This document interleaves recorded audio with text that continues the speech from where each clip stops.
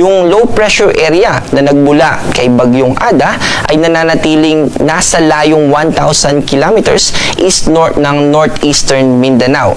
Ito ay unlikely. Ibig sabihin ay hindi na natin nakikita na ito ay muling magiging isang bagyo at hindi rin po ito nakakaapekto sa anumang parte ng ating bansa. Hindi rin ito makakaapekto katulad ng isa pang low pressure area na minomonitor natin sa labas naman ng Philippine Area of Responsibility na nasa layong 1,960 kilometers east ng Eastern Visayas. Hindi po ito papasok ng Philippine Area of Responsibility although northwestward yung kanyang direction at hindi rin natin nakikita na ito ay based sa ating analysis na ito ay isang magiging ganap na bagyo. Ang nakakaapekto po sa atin sa kasalukuyan ay yung northeast monsoon or hanging amihan na nagdadala ng malamig na temperatura sa malaking bahagi ng ating bansa. Dahil nga po dito sa hanging amihan ay umabot ng 11 degrees Celsius yung minimum temperature natin na na-record sa Baguio Station. At ganoon din naman 20 degrees Celsius dito sa station natin sa Metro Manila sa Science Garden, Quezon City.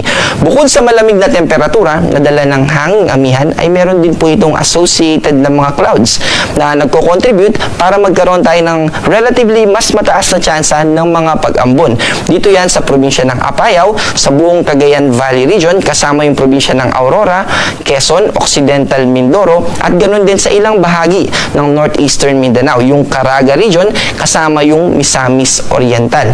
At bukod dun sa binanggit natin na may posibilidad ng at least 10 millimeters na pag-ulan for the next 24 hours, dito naman sa Metro Manila at sa natitirang bahagi ng ating bansa, yung mga hindi natin binanggit, ay mas mababa na yung tsansa ng mga pag-ulan. Although, posible pa rin naman yung mga localized thunderstorm or yung mga panandaliang pag-ulan sa ilang lugar lamang o localized na mga area lamang. Halimbawa, sa Metro Manila, ilang lugar lang sa Metro Manila yung posibleng makaranas ng mga pag-ulan.